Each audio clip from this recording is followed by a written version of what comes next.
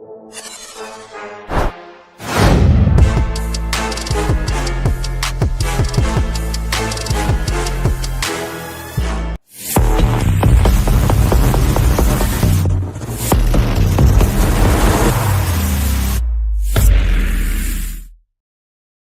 a roller coaster win on Friday night, the Edmonton Oilers, they're looking for a repeat performance on home ice. The task simple: win, you're back in this series. Lose, and you are facing some incredibly difficult odds. Needless to say, it's a big one tonight. Oilers, Kings, Oilers, Game 4 down at Rogers Place, which was absolutely bumping on Friday night. And I expect more of the same this evening.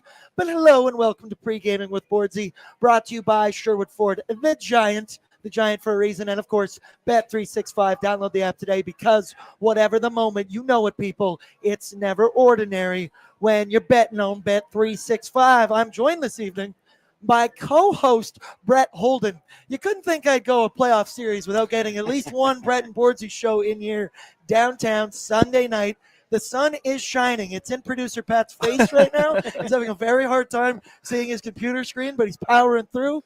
Brett, vibe check. How we doing? Vibe check is fantastic, especially after that win. We're seeing a couple more series go from 2-0 to 2-2. Shout out St. Louis, kicking the shit out of the Winnipeg Jets earlier today. Oh, yeah, we were talking a little crap about that, too. Vibe is very high right now, and I think Edmonton can do it tonight. Everything we saw from Game 3, they do very similar things and limit the opportunities. I feel pretty good. It's not as much of a rowdy Friday night atmosphere, obviously. It feels like there's a business atmosphere right now. There's a job to be done. There's a hockey game to be won. The job, plain and simple. But let's get caught up in the chat because, of course, Austin's in. He's the first comment. He says, my ON fam, this is not a drill. Calvin Brickles, Pickard in to shut the door. This is our house, our time. Lock and load. And remember, hope will never die. Bordzy, you know what to do. And he's abbreviating Cup Year. I'm not sure if I'm a huge fan about that, Brett. Cup Year. Cup Year. Matthias Janmark's in. Says a simple, we want the cup. Loyal to the oil.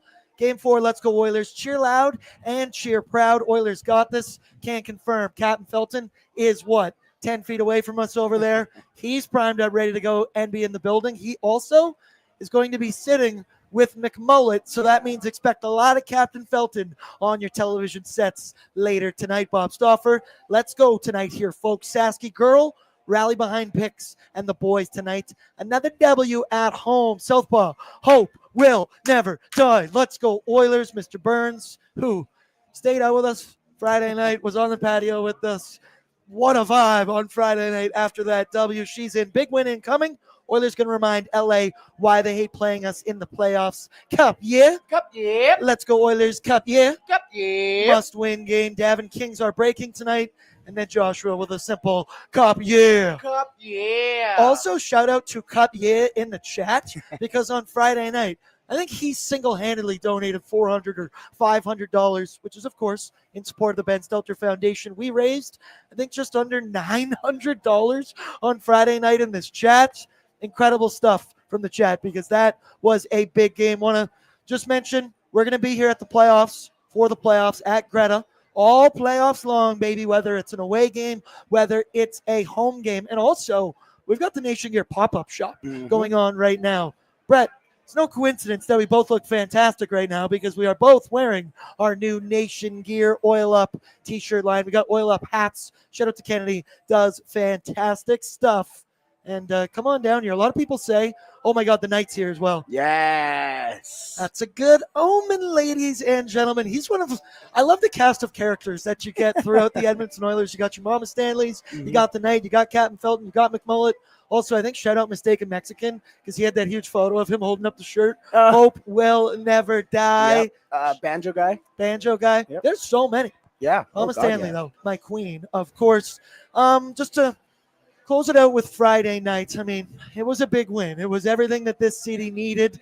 And I'll say it was a big game and a game that was needed for one. Evander Kane, welcome to the series. Welcome back to the Edmonton Oilers. You knew Evander Kane was going to be jacked the fuck up to be on Rogers Place Ice Friday night, first game in front of the home crowd. He was instrumental in the Edmonton Oilers comeback. He obviously throws that one puck in front of the net, banks off something with Connor Brown in there, and then obviously scores the goal that changed the entire momentum of that game. And according to some people, me included, could have changed the series after that. Everyone in this bar was screaming, TSN turning point, TSN turning point, deciding to challenge that one. That goal also might have saved the Edmonton Oilers season. Who knows? The Oil scored 4 unanswered in that third period. Kane was totally leading the charge.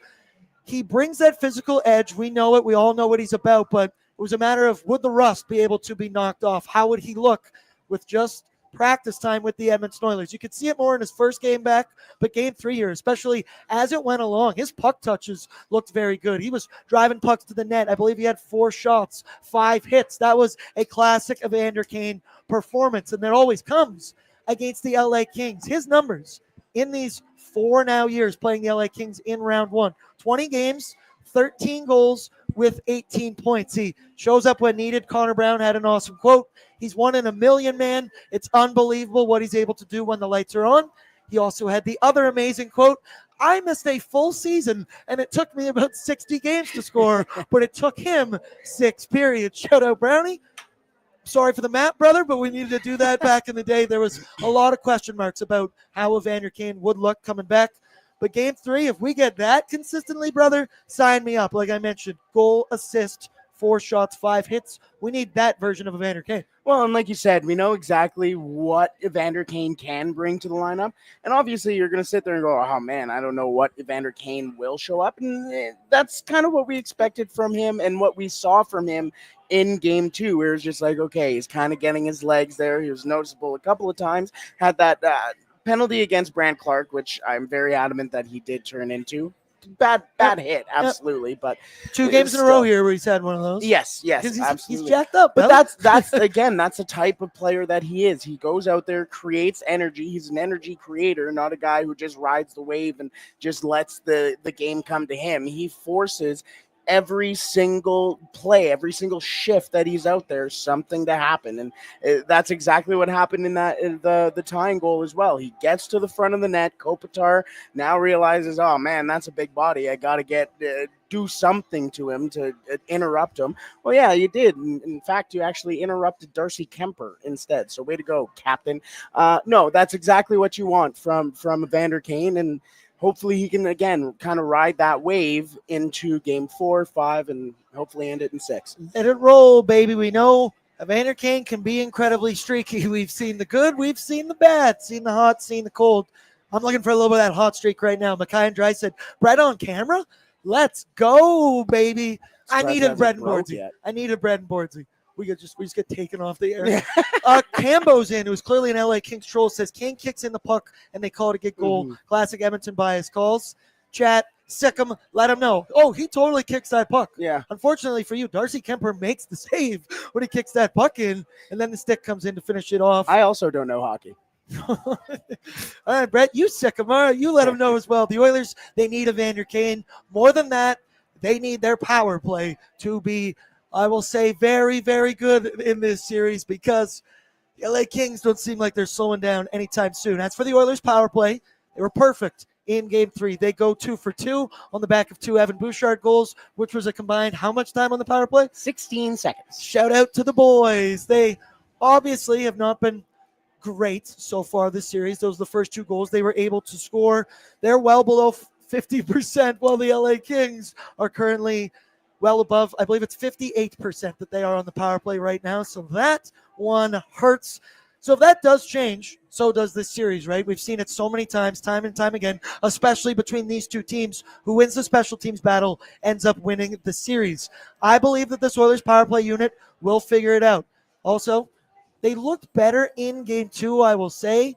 Now that's more so because game 1 was obviously putrid stuff. That same 5-man unit has done it time and time again in these playoffs. And once again, specifically against the LA Kings last year's entire cup run, the power play 29.7%, just a tick under 30. The year before that, 46.2% on their opportunities. We totally know what this team is capable of. Over and out, Captain Felton. Be sure to do fantastic work for me. I told you, something tells me we're going to see a lot of Captain Felton on our screens. Now, I do understand the Kings have a top 10 penalty kill. They are a very, very good defensive team. Darcy Kemper in the regular season had great numbers. Not so much so far this series, but nothing has ever stopped this Oilers power play before. And I fully believe, drinking the Kool-Aid, peddling the Kool-Aid, this is where the series is about to turn. Yeah, and I think we kind of saw a little bit of the turn in game two. I know, again, did they score on the power play in game two? I don't remember. But you kind of saw a little bit more of, okay, this is what we expect. They didn't exactly be entirely successful in that game, but they were able to generate chances, make LA move around a little bit, make Darcy Kemper a little bit more frantic in the net. And then in game three, you saw 2 for 2, 16 seconds longer than me. That's fantastic.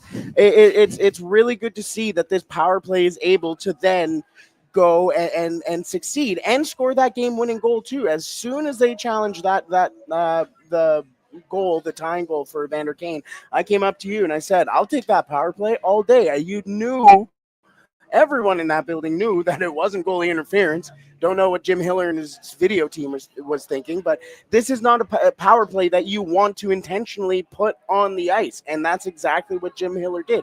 Even if they are struggling, you have two of the best players in the world. The bear, baby. 100%. You have the best power player, the best playoff, defenseman in the league right now in Evan Bouchard. And then you got a couple of guys who just know their role and muck it up and move the puck very well, and Zach Hyman and Ryan Nugent-Hopkins. And it's the same unit that was part of that historic power play a couple of years ago. So, yes, are they struggling? Absolutely.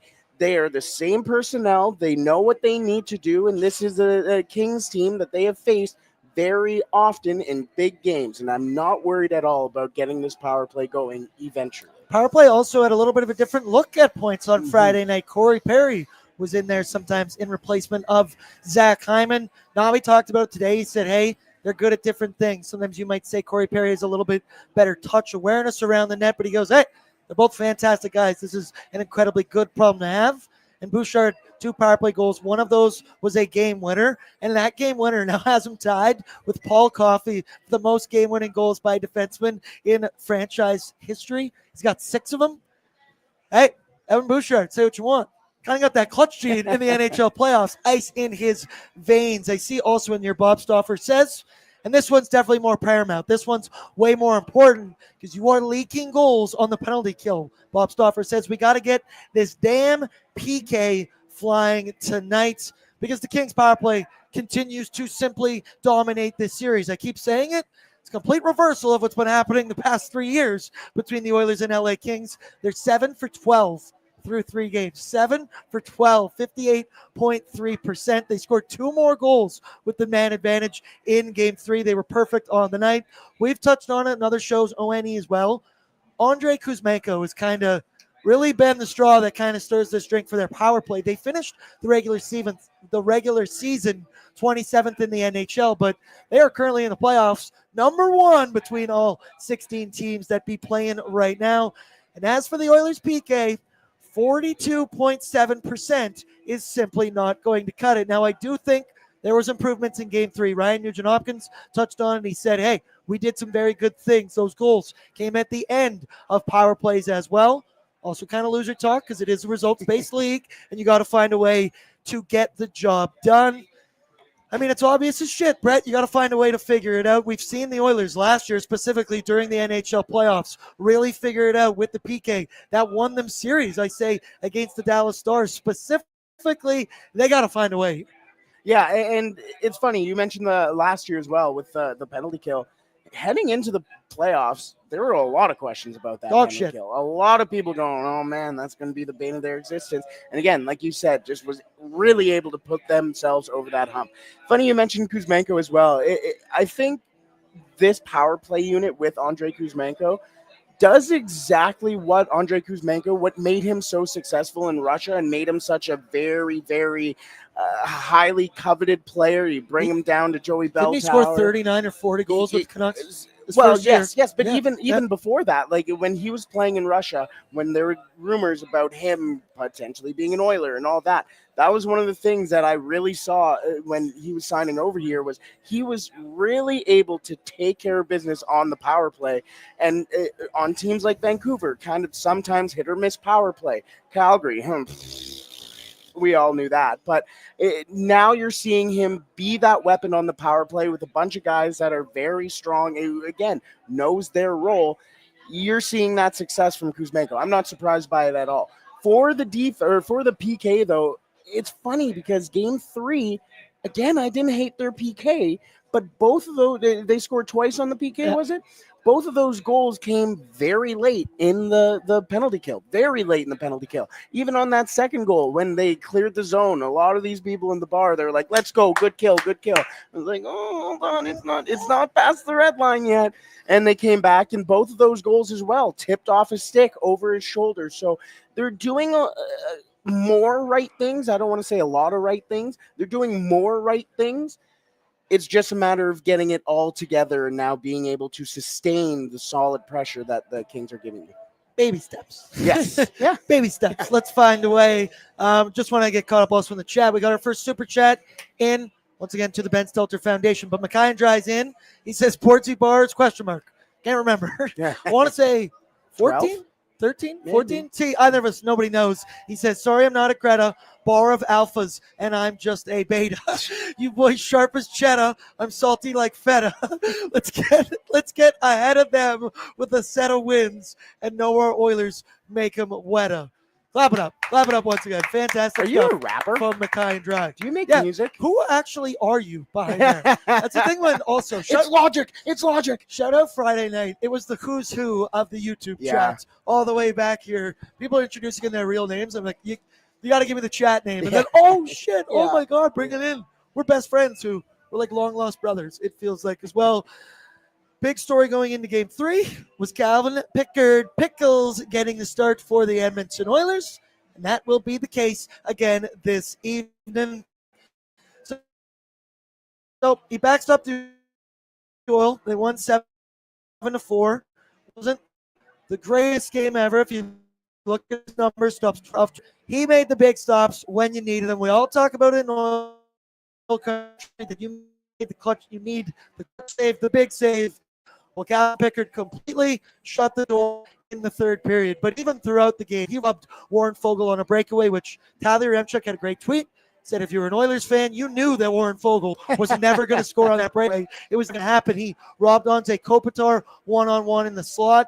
There's a moment where Zach Lang came up to me and he goes, that was Stuart Skinner. Don't you kind of feel like that one might have went in? And I went, you don't know that.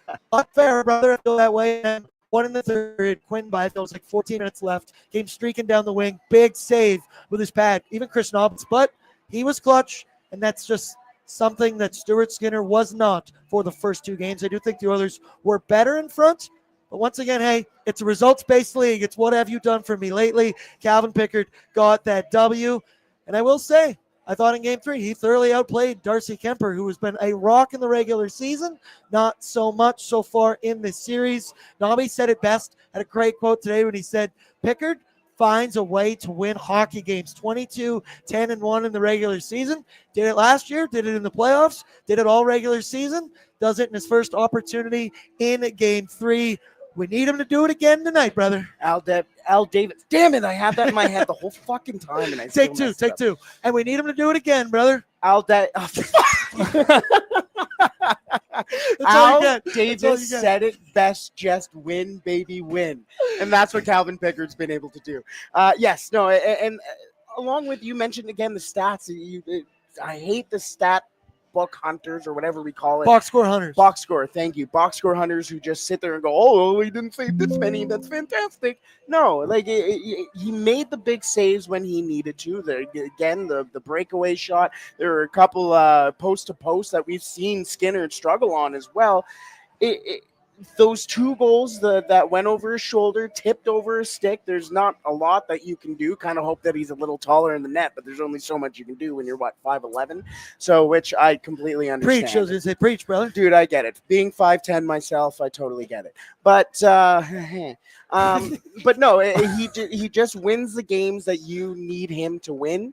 And he's shown recently, even in the playoffs last year, where he needed to step in for Skinner. He needed to kind of level the playing ground a little bit for everybody, take everybody's breath down. But at the same time, I think if you're also one of the forwards or D-men on the Oilers, and you sit there and you see Stuart Skinner get benched again, you go, okay, this is kind of on us too.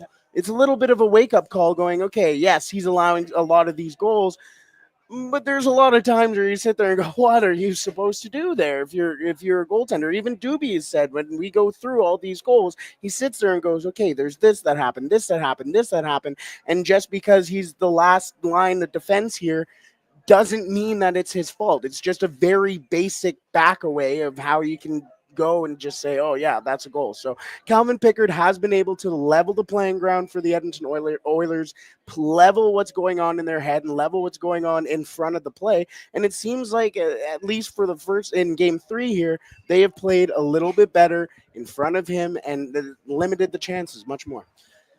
What have you done for me lately, baby? Yep. You got the W. You get the kitchen again. You get the crease. The other, I guess, lineup note heading into tonight. Once again, we'll do our need to know in just a moment. Go through the lines. Connor and Leon going to be separated this evening, but in game 3, they were separated for the majority of that hockey game. They only played 3:49 together at even strength. McDavid spent most of it with that classic first line, the one we know and love. Ryan Nugent-Hopkins and Zachary Martin-Hyman on the wing. Dry was with Pods and Arvey. And I thought it looked good. They're going to roll out the exact same look tonight, which is one that is ideal. It's more logical. You spread the love, spread the wealth. And if, hey, Evander Kane can be chipping in on that in your bottom 6 as well, you got to like that. Let's go now, though, to our need to know info, brought to you by Wilhauk Beef Jerky, because only the finest tasting meat products earn that sweet, sweet Wilhauk name, made from 100% Alberta beef. Their jerky is aged, seasoned, smoked, and marinated to savory perfection. They gladly fill orders of any size. Find their jerky, sausage, and other products exclusively out of their Leduc location. And for more information, head to WilhaukBeefJerky.com. The Edmonton Oilers, 31-23 all-time in Game 4. 16 of those wins have come on home ice. It's a pretty useless stat, but I felt it was positive. And it was above 50%, so I felt like mentioning it. That's a good omen. They obviously have that different-looking lineup. Pat, if you do want to throw up, do we have the tweet of the lines earlier today or whatever you got? Because it's going to be that top 6 that I mentioned, the aforementioned. And then you're going to get a look at your third line, Evander Kane, Adam Henrique, and Connor Brown. Your fourth line, Freddie, Janmark, Corey Perry, which Freddie, I think, starting to come into his own, still only playing around 10 minutes. But damn it, that dude is a bull in a china shop. Your deep pairings, Nurse with Bush, Wallman with Klingberg, Kulak with Emberson. And you'll notice the extra Troy Stetcher was on the ice. He is officially healthy, could be in the game, but John Klingberg has been way too good to be taken out of the lineup. The quote from Nobby about Stetch, if we have an injury or if somebody else doesn't play well, we know that Troy is going to give us all whenever we need him. Guy leads the league in try-hardness, 110% all the time. I love him for it, HDMH. And we know what kind of game he's going to give us, and we are comfortable with that. Evander Kane entered the series in the last game. He now has 5 points in his last 5 playoff games against LA. I mentioned 18 in 20 career playoff games against the Kings. We always ask former players when they come on ONE, what were the teams that you just loved playing against? Why was that? Evander Kane just loves the bright lights. He loves playing against Hollywood. Then Calvin Pickard, he's going to get the start. Stopped 24 of 28 for his second career postseason W for the Kings. Offensively, Game 3, they still showed up, dude. They generated 10 high danger scoring chances, 25 overall, and they were able to beat the Oilers' defensive core, albeit a little bit less than games 1 and 2, and in the third period, the Oilers at least stood tall. I mentioned the Kings' power play. First in the NHL playoffs right now. Insane 58.3%. That has to change. LA had an optional morning skate earlier this morning, so we don't know the official lineup.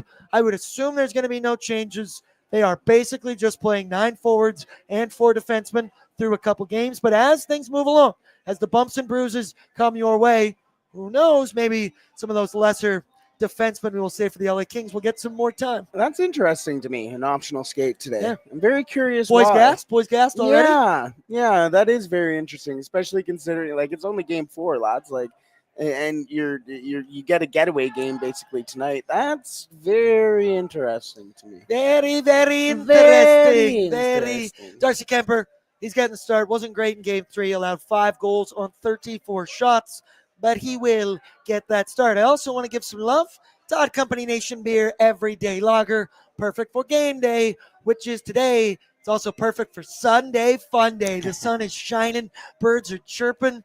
There's Oilers business energy in the air. You know what'll help you through that? Get through the game. Some Odd Company Nation Beer Everyday Lager. Pick them up 2 Odd Company locations in the Edmonton area, or simply check liquorconnect.com. Now, I think for the most part, me and you, I don't think we're getting really that much into the sauce tonight. Little level, maybe a pitcher. Yeah, probably a good luck pitcher. Also, Yeah. third period rally pitch, but Ah. it's just Sunday. Not feeling it. But hey, we're still in Greta Bar Yag, and if you are feeling it, hey, might as well be hungover on company time, like we always do mention. Let's go to our Sherwood Ford Giant storyline, brought to you by the presenting sponsor of Pre-Gaming. Shout out to Sherwood Ford. Shout out everyone that works there. Giant Mike specifically steals the show on every Oilers Nation every day when he gives his game notes. They're the best. The Nation Valet service is also the best. So simply sign up online. Doesn't need to be you driving a Ford. It can be any make or model. They will come to your work. They'll come to your home. They'll pick up your vehicle. They will then drive that bad boy to their shop. They'll service it, do whatever needs to be done. Then they'll drive it right back to you, throw you your keys, and say, there you go, Boards. Shout out to them. My storyline tonight, I called Game 3 a must-win. Well, unfortunately, I also have to call Game 4 a must-win because in the NHL, when a team goes up 3-1, they win that playoff series 90.8% of the time. And I bet if you were up 3-1 going back to home ice, that number is significantly higher than 90.8 as well. It's must win, can't lose. Whatever way you want to slice it, you need to find a way to get the W. And especially you don't want to go down 3-1 going back to Crypto.com Arena where LA has dominated this season. And then I also want to take you down a trip down memory lane. So it's April 23rd, 2023. Brett, we were in this very bar. We were in this very spot. Pat, I was standing right where you are sitting right now. The Oilers were on the road in LA. They were down 2-1 in the series. After the first period, they were down 3-0 in that hockey game. Well, they scratched, they fought, they clawed their way back into it to tie it 3-3. Gave up a quick goal in the third period. Got a big Evander Kane goal with just over 3 minutes left in the third period. And Zachary Martin Hyman scored an overtime winner. The point of this story, we are down, we are never out. Hope will never die. So even if something doesn't go our way to start this hockey game, you believe we've been here before. That was also on the road. Was it Staples Center still at that time? Yes. Probably, right? No. Why did they ever so. change it? Yeah, it's just ridiculous. Awful. Yeah, you want even more little lore here? Give it to me. Want to know the last time the Edmonton Oilers were down 2-0 in a series to a California team? San Jose Sharks 2006? 2006. San Jose Sharks. You know what happened? They ended up winning in 6. Crazy. So my prediction's still alive. So is mine. Oil in 6. You got a storyline or a key to victory? Yeah, and it's going to be kind of similar to how they came out to Game 3. Start strong. Start early. Get a goal early. Get the crowd back into it. Not back into it. Get the crowd into it. Get on Kemper early. And you know that this is going to be a back-and-forth game. We've seen it the entire series. It's back and forth. Someone scores. The Oilers tie it up. They scored 6 seconds later. What's going on? Roller coaster. 100%. But build that buffer. If something is going to happen, at least be up by 1. At least be up by 2 if something does happen. Start off strong, get the crowd into it, get the loins of the LA Kings moist a little bit, and get them going. I think that a good start here is going to be one of the big keys to an Edmonton successful Edmonton game. Sweaty balls, key to the game. Sweaty you heard it bum here time. from my boy, Brett Holden. Also, shout out, we got another super chat in here from Big Buddy. Yeah. Shout out to Big Buddy. Yeah. $6.99. Cup, yeah. Cup, yep. Love, we're going back to the Knob blender again. But in Nobby, we must trust. Let's go. As I mentioned, Connor and Leon only played 3 minutes and 47 seconds together, 5-on-5 in Game 3. Hey, come on. Spread the wealth. Spread the wealth, and I do believe after Game 1, I was fully in support of going Supernova because we didn't see shit from anybody else. Yep. I saw enough in Game 3 to spread it. Also, Reese is over there in the bar. Shout out to that as well. Yep, phone home. There we go. Let's go now. Yep, Edmonton Oilers full lineup. Brought to you by Sherwood Ford. Patrick, just pull it up for me for if anyone's joining us late. Go through it. Nuge, McDavid, Zachary Martin, Hyman, Vasily Podkolzin. Second line with Leon and Victor Arvidsson.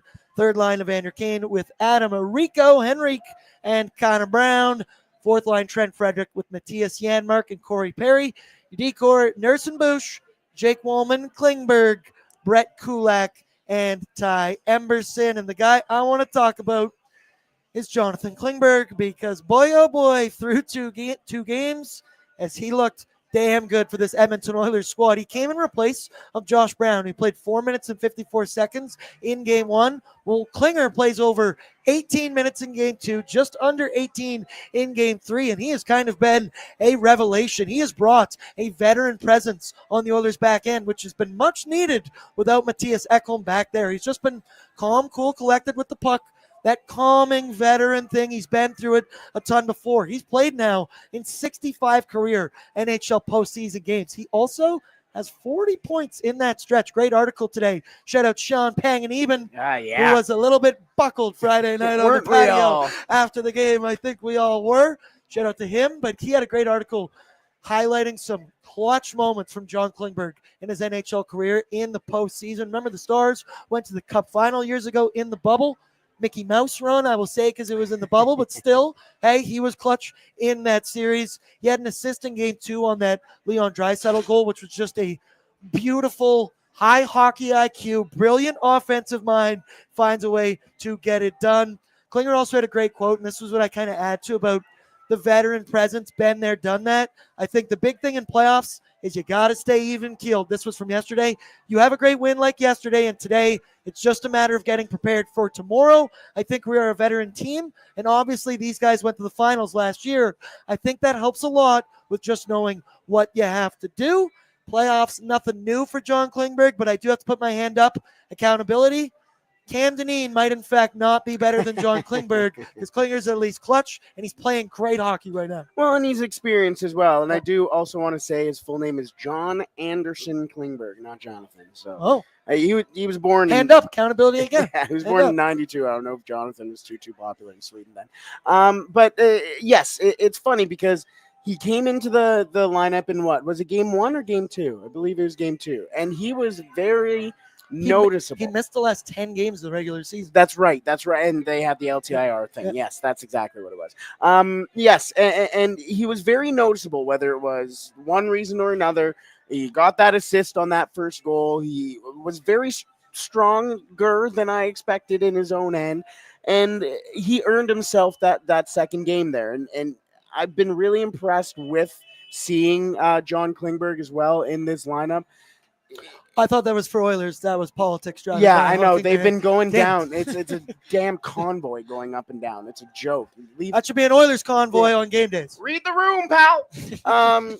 But no, I'm very proud of what's been able to, or what John Klingberg has been able to the point where we were really excited to see what Troy Stecher was going to get back into the lineup, which is a crazy thing to see. Now John Klingberg has been a very solid addition in that back end, been very stable. Again, veteran guy who's been able to do it for years and has the experience in the playoffs as well. So no, I'm not too worried about what John Klingberg might be able to do in this game. It's crazy how fast things change in the NHL playoffs. After game one, sat here and I said, Troy Stecher, please come back, please get healthy. I don't know what we're gonna do. All of a sudden, I'm sitting here, and Troy Stecher, unfortunately, is the odd man out with the six-man unit because you don't want to mess with a winning lineup. Once again, like Navi said, Stetch. Come on, he's a dog. Foaming at the mouth, getting ready to be back in that lineup. Speaking of dogs, so John Klingberg working back from injury. Dog. Evander Kane working back from injury. Dog. And Trent Frederick working back from injury. Dog. And I thought he's looking more comfortable. Game three specifically. Once again, he's fourth line minutes. He is there to bang and crash and play below the goal line, but that is exactly what he did in that last game. Through three so far in the playoffs, he has 10 hits, 1 assist to his name. He today was mentioning that his skating feels better, and the big important one for him is he said, I'm just thinking less out there. I am just reading, reacting. I'm feeling more comfortable. And obviously, playing in front of that Edmonton crowd is a beautiful, beautiful thing. He had the quote of all quotes today where he called it hockey heaven, playing in front of the Rogers Place faithful. I'm totally expecting that again tonight. We'll mention that with the fans in a sec. But Trent Frederic, we knew he's a playoff player. We gave up a considerable amount to get him. It was like knowing what you were getting for Christmas and you were not able to open up that present under the tree until the 25th because he had a bum ankle. You didn't know the toy had a bum ankle. You knew it was bad. You didn't know it was that bad. Well, right now he's fighting through, and that's a fourth-line playoff player through and through. Every time he's on the ice, I go, that's a massive fucking dude out there. Well, and I think it kind of going to his quote a little bit more about being in hockey heaven. The conversation was about in his trade to Edmonton that his brother's like, you should go to Edmonton. You should go to Edmonton. There's obviously a little bit of a push and shout pull out Frederic, bro. As well. Yes, absolutely. But then being able to play in that atmosphere, I think, gives you a little kick in the ass and go, oh yeah, this is exactly what everybody talks about. And I think you want to go out there and then start playing for, even if it's a little bump on the boards, everybody in the ring goes, we're looking for anything to cheer about. Absolutely. You need that type of guy who goes there and goes, ooh, even if I do this, it's going to fire up the crowd and fire everybody else up on the ice. So I think we're seeing that a little bit more from Trent Frederic, and I hope to see it more as well as this series goes on, and especially tonight. It's funny because that fourth line is Janmark, Frederic, and Perry. And last year, Corey Perry was the guy who was kind of in and out, in and out. And now you're sitting here and going, well, I can't imagine this lineup without Corey Perry, and he's been fantastic the entire year and is playing his role absolutely. Matthias Janmark has had a very solid playoff so far. I know it's only 3 games, but doing his job as well. And now you bring in a guy in Trent Frederic who is energized and wants to come out and play for the not surprisingly, but as somebody who kind of grew up in the decade of darkness, surprisingly wants to play for the Edmonton Oilers and wants to go out there and put on a show. So I'm very excited to see now that we're seeing Trent Frederic kind of be noticeable and be kind of a force in this series, and we'll see what he can do for the rest of the series. It's beautiful. Never take it for granted. Someone who wants to play in Edmonton, because as you mentioned, you used to have to pay the Edmonton tax on everybody. Give them a little bit extra coin to come here to Edmonton. So shout out Trent Frederic, the other one you mentioned.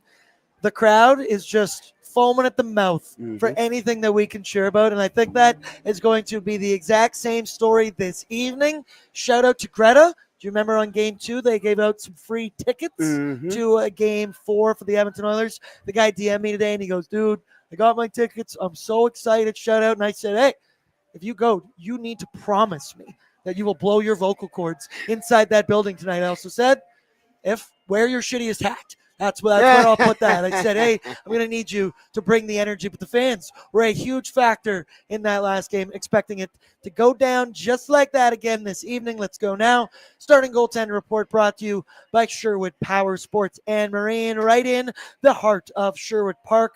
People, spring has sprung. It's beautiful out right now. Come on. It's almost lake season. May long weekend is when I say us Alberta boys, us Alberta folk. That's when summer officially begins. Now, knock on wood, I could still totally see a dump of snow coming our way, but we'll deal with that when it comes. And in the meantime, when it's beautiful, make sure you're checking them out for outdoor toys. Or if you own your own outdoor toys and you want to bring them in, you can get them serviced, whether that's boats, ATVs, dirt bikes, literally everything. They're your one-stop shop place to go. Also, shout out. They sell scooters. Thank you. Come on, you're the scooter king. I was genuinely going to turn to you and say scooter. Scoot, brother. Don't forget. Also, I'm just realizing that I forgot to put on deodorant, so if you're smelling that, I'm sorry. No, you smell good. Thank you. You smell good. Your natural musk. No. Yeah, thanks. Oh, that's a very good musk. Pheromones. I'll pull it up here, Pat. If you do got it for me, head-to-head, tail-to-tape between the two goaltenders. Darcy Kemper, 2-1 record. 404 goals against average, 860 save percentage after he had a 921 in the regular season and a 202. He is doubling the goals against. Once again, it's only 3 games, but hey, it's a thing of beauty. Then Calvin Pickard, 4.32 goals against with an 839 save percentage. Dubnyk, cover your eyes, brother. You don't want to be looking at those numbers. We've already touched on it. Calvin Pickard, another big opportunity for him. We saw him last season get 2 starts. Then they went back 2-1 Stuart Skinner, and he didn't blow the doors off in Game 3, but he shut the door in the third period, clutch as can be. On the other side for Darcy Kemper, I just mentioned it. He had an unbelievable regular season. Vezina caliber. I'm sure he'll be nominated. Now it's Connor Hellebuck, who is just getting destroyed in the NHL playoffs right now. Back-to-back games getting yanked. But so far through 3 games, Darcy Kemper just has not been the same. He's allowed 5 goals twice through 3 games. Are the Oilers figuring him out? I think so, and it's funny. We were looking on Twitter earlier today, and I can't. Was it Money Puck? I can't remember. I want to give the proper credit, but we were looking at the goals saved above average rankings, and third worst was Darcy Kemper. We keep having this narrative and talk about how Stuart Skinner's is so bad, which the goalie in front of him was Stuart Skinner. So, but now we're starting to see, I think we're starting to see them get into Kemper's kitchen and kind of get into his head a little bit, especially that tying goal from Evander Kane where he's in there and getting into his crease and he thinks that, it's goalie interference. And then what happens 10 seconds later? A little deflection from Evan Bouchard, and it just all goes down from there. So I think what we're seeing from Darcy Kemper is a little bit of, we're playing this team a lot recently, even at the end of the regular season. We saw them, 3 times before the end of the year. Now, not necessarily they're figuring me out, but okay, there's a couple things that they kind of understand and now are kind of trying to implement into their game. So, yeah, I think there's a little bit of, are we figuring out Darcy Kemper? Yeah, maybe, but I also think it's just a little bit of a fatigue of playing the same team for so I could much. also say the Edmonton Oilers, their superstars, their clutch offensive players, usually tend to figure out a goaltender if you give them a couple games at it, a couple kicks at the can, they'll find a way. Let's quickly do the LA lineup, let you know what we are expecting from them. Brought to you by Greta Bar, as you can see behind us. Playoffs at Greta, oil up, baby. I mentioned the pop-up shop going on here tonight. All kinds of unbelievable game day deals. It's Wing Wednesday. Every single game here, half off wings, $5.50 Bud Lights. And they also got pitchers going down, which are a massive hit. It was pitcher after pitcher after pitcher on Friday night. I will tell you that. But if you watched Oilersnation After Dark, you already knew that. So let's take a peek here at the projected LA Kings lineup this evening. Brett, maybe want to check Twitter, see if there's any late-breaking news. Yes. But we were expecting Kuzmenko, Kopitar, and Kempe. Second line, Kevin Fiala, Quinton Byfield, and Alex Laferriere, Warren Fogle, Philip Deneau, and Trevor Moore on the third line. Jeff Malott, Sam Elenius, Trevor Lewis in this one, Mikey Anderson with Drew Doughty, Vlad Gavrikov with Jordan Spence, Joel Edmondson with Brant Clark. You look at this and you go, okay, it's basically the top 3 lines and then Gavrikov and Joel Edmondson with the top pairing as well. We talked about it. That top line, whether it's those 3 on the power play, whether it's been 5-on-5, they have slowly but surely picked apart the Edmonton Oilers. It's been both goaltenders. Adrian Kempe, in my After Dark notes from the last game, I just wrote, I hate Adrian Kempe so much, and it's solely because he's very good at hockey. He was also caught on like a mic, making faces, as what the internet believed was making fun of Evan Bouchard to his face. So fuck him. And thoughts on that top line, Adrian Kempe, because he's lighting the oil up. Well, and I already have mentioned Andrei Kuzmenko as well. I think that's going to be my player to watch tonight, especially with the power play. Make sure that he's kind of in your, not out of your kitchen. But Adrian Kempe, he's been another guy who's been in the series for so long throughout basically the entire thing, if not the entire thing. And a guy that again, not kind of figures a team out. There's only so much you can say about a team that you've played so much, but I think he's kind of settling in as, okay, this is a team that I don't like. I like playing against them because there's this, that, and the other thing that brings a different energy. But he's also a guy who goes, I want to punish this team. They've punished us enough recently. He has the skill, and he's been able to do it this year so far. Now, hot starts don't necessarily mean hot finishes as well. He's got a lot of his scoring out early in this series. Hopefully that kind of dwindles out and dries out over the next 3 games. Good strategy. Just get the goal scoring out of the way earlier, and then he's got nothing left in the tank for the rest of the series. Let's go now quickly. Do Bordzy's bankroll, and then we'll be joined by our pal Devin Dubnyk. Bordzy's Bankroll is a presentation of Bet365. Want to get in on the action for the Stanley Cup playoffs? Well, at Bet365, they got you.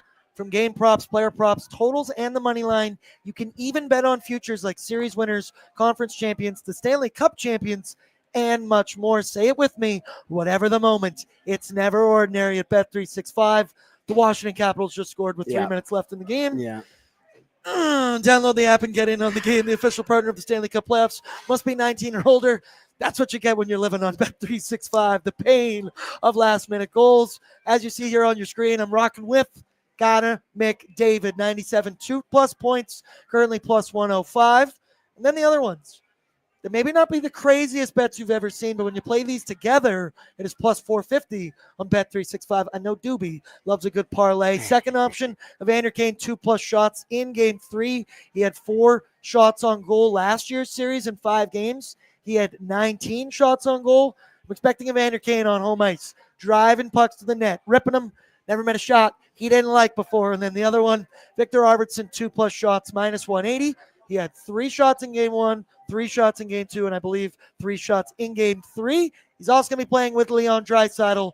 So another guy, never met a shot he didn't like. Brett, which of these 3 bets do you like the most? I'm a big proprietor of the Kane or 2+ shots. I actually have that in a little mini parlay today. So I'm big on that. I think, again, guy who's going to come with a little more juice and kind of add to that offense a little bit.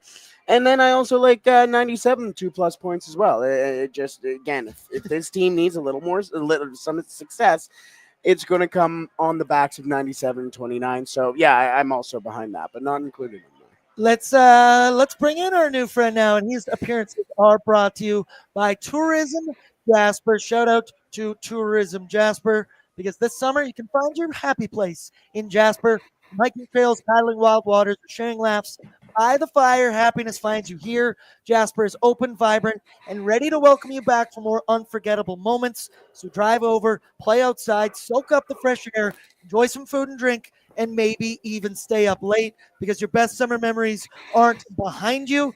They're waiting for you this summer in Jasper. Plan your trip at jasper.travel/summer. Joined by former Edmonton Oilers goaltender Devin Dubnyk, who unfortunately didn't get to celebrate the Game 3 Edmonton Oilers dub with us on Friday night, which, Doobie, probably a good thing, because this bar was loud on Friday. It was packed, and let's just say the Odd Company Nation Beer Everyday Lagers, well, they were a-flowing, but it was a big one for the Oilers. Stop me if you've heard this one before. It was a roller coaster of emotions in that hockey game. Big third period.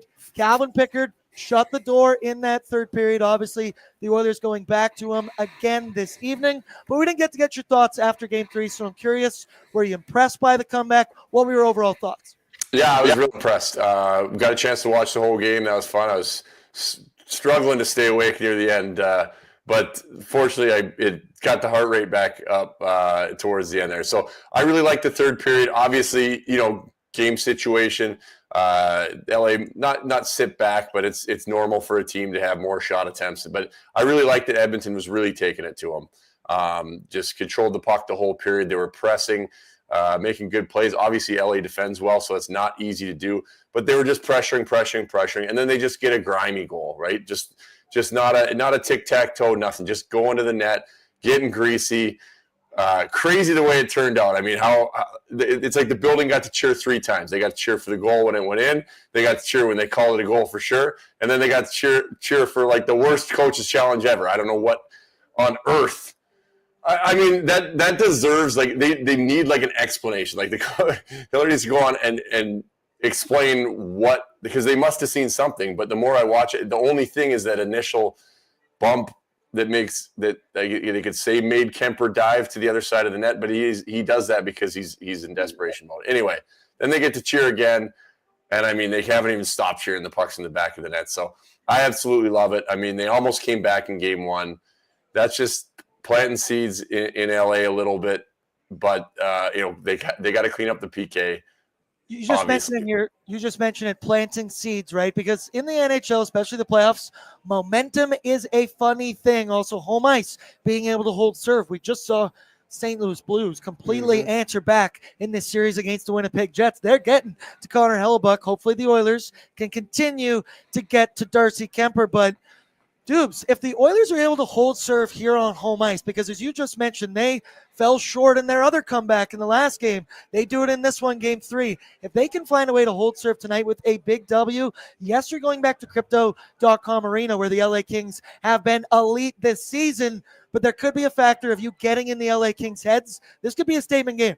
Yes, yeah, that's my first key statement game here. This is, of course, the most important thing is winning, but I think with the way that last game finished, planting that seed of doubt in LA's mind, they've blown leads in this series, big leads. Obviously, last game wasn't big, but how crazy the arena was, the momentum, the feeling, everything. They were so close to having a 3-0 lead. Now it's 2-1. If you come out in this game and hit the gas from start to finish and really dominate the entire game. Now, obviously, a win's a win. If it's close, if it doesn't go this way, that's fine. But if you can come out and use that momentum and just dominate this game start to finish, 4-0, almost what Colorado did in their game against Dallas last game. Just dominate start to finish.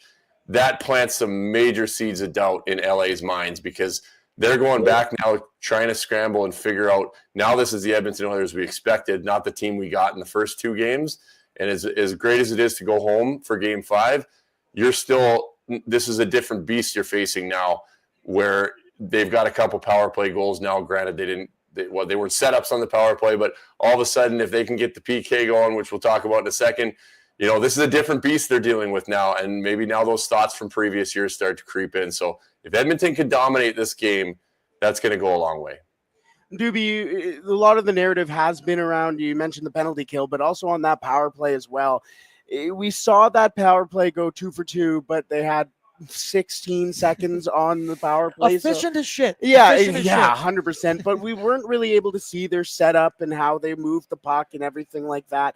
What are you expecting from that team who, and again, kind of in game 2, I mentioned this earlier in the show, it seemed like it was kind of, the puzzle pieces were kind of getting put in place, but they just couldn't finish the entire puzzle. Now we see them score 2 goals without really setting up. What are you kind of expecting from that power play now moving forward in the series? Well, yeah, a couple of things. I mean, fantastic. They scored. You nailed it. They scored the goals. We didn't see if they were going to change anything or were doing anything different in the setup, which is fine. If they want to score 10 seconds in, go for it. We'll take it all day. But, a couple of things. One interesting part, too, is they've only had 5 power plays in the entire series, which is kind of mind-bending when there's been 3 games and one of those power plays was a missed coach's challenge. So we like to complain about referees. We always do. I always find it baffling how you could have essentially 4 penalties called against the LA Kings in 3 hockey games doesn't really add up to me. So hopefully they can keep their feet moving, draw some penalties, get a little bit of momentum, because that's tough too when you're only having 1, maybe 2 power plays in a game. You get 3, 4, you can kind of build some momentum. But I think what we want to see with the Oilers is that just that crazy creative randomness of the power play. That's what makes it so difficult to defend, is you got Connor skating around in circles. Leon's just finding pockets in different spots. Nuge is bouncing around. You got Bouchard at the top with a bomb if he gets loaded up and has a lane. But there's not really set plays. I'm sure they have their creative set plays that everybody knows where they're going. But as far as the other team goes, it feels like when they're buzzing, there's something different every time. So you can't prep for it. You don't know what's coming. And they have to bring that element of surprise with the movement. They're just not – I mean, they're an amazing power play. They can be when they're stagnant, set up in a regular power play. But when you watch them pick the Kings apart before, it was just constant chaos of guys moving around, and that's how guys get lost and great plays happen. Sprinkle in a little bit of that schoolyard bullshit in there. Just a little bit of that backyard hockey, what you got going on. Special teams, obviously massive in this series. It's massive in every series. So often is the thing that makes or breaks the team that wins or loses. And the Edmonton Oilers on the penalty kill, Doobie, have not been great. When your PK percentage starts with a 4, 42.3%, I believe, that is never ideal. The LA Kings, once again, found a way to score not 1, but 2 power play goals in Game 3 against the Oilers. It is obvious they've got to find a way to clean it up. Doobie, can they do that tonight? I sure hope so. And let's be honest, that .42, that's fake too. because the only penalties they actually kill are when LA takes a penalty during their power play. I don't know. Have they killed? This is the trivia question. Have they actually killed a full 2-minute power play in this series? And it's scary that after 3 games, I don't know the answer to that off the top of my head. So that needs to change. End of story. They're just in a 7-game series. Yes, great 7-4 win last game, but 2+ power play goals a game against is unsustainable. They're just not going to make it to the end of the series if they don't figure something out. So something has to change. You can't change the entire structure of a penalty kill. You're not just going to completely change the way you kill penalties, because you can't in the middle of a series. This is what they've built on. This is how they know. But I remember in Minnesota, we were struggling on the power play one season for a while. I think it was the year that Bruce got fired and Dean Evison came in. And what we did is we changed it. We went super aggressive for about 15 to 20 seconds. So everybody punch in, punch back.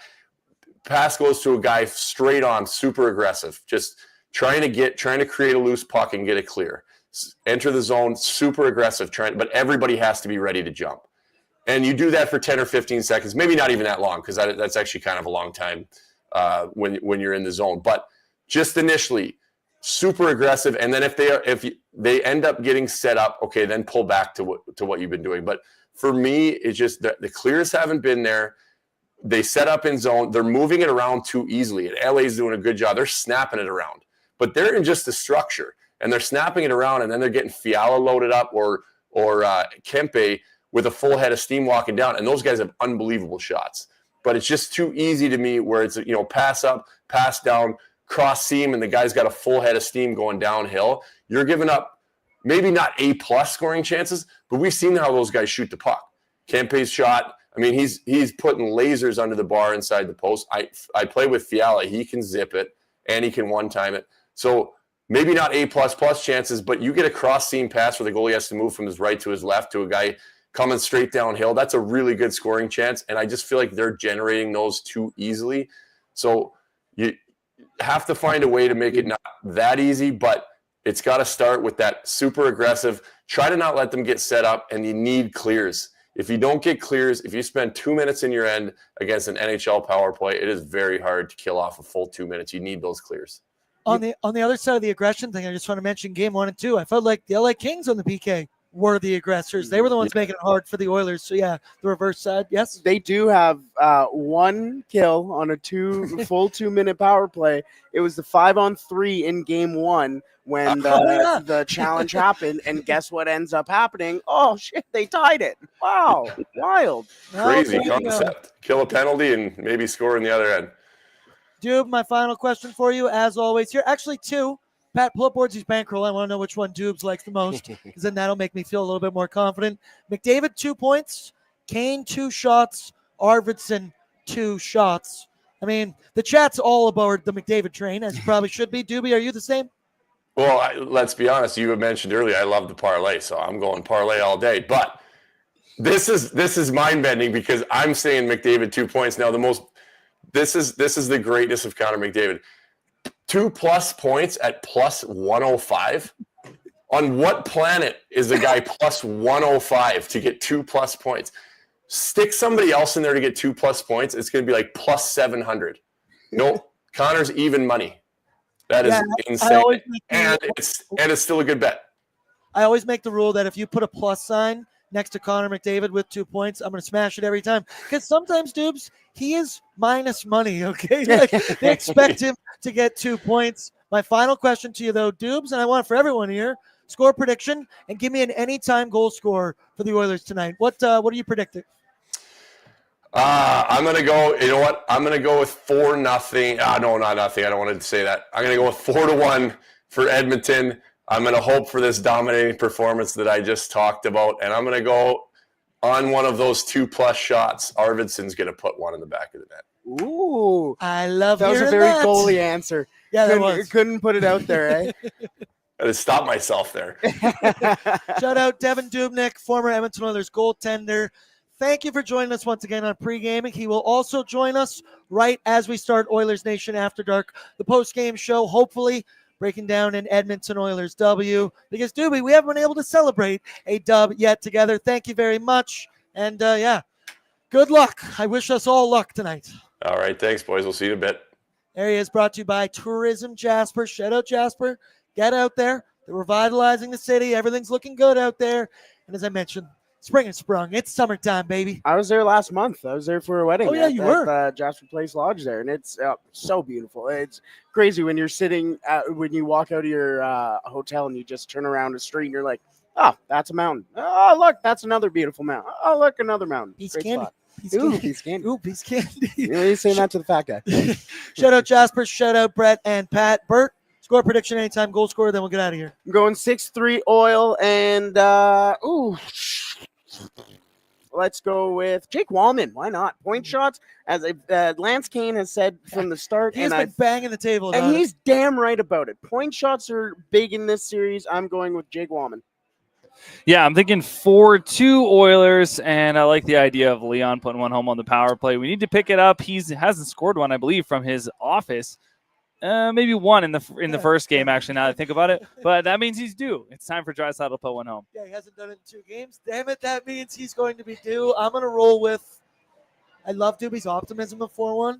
I don't think these teams are capable of not playing close competitive hockey games, so I'm going to say let it keep rolling with the over. 5-4 Edmonton Oilers with some overtime hockey tonight, just like what we saw in 2023 when the Oilers found a way to win on a Zachary Martin Hyman OT winner. That's what I'm going with for my anytime goal scorer history. If anything, it's doomed to repeat itself over again. So here we go. Big shouts out to you two boys. And, of course, all our lovely sponsors, Sherwood Ford, Power Sports Marine, Greta Bar Yag, Bet365, Willock Beef Jerky, Odd Company. Shout out Oodle Noodle as well. I ate your leftover Oodle Noodle yesterday when I was surprisingly not hungover. Shout out to that bender extender that we took on pre-gaming on Friday.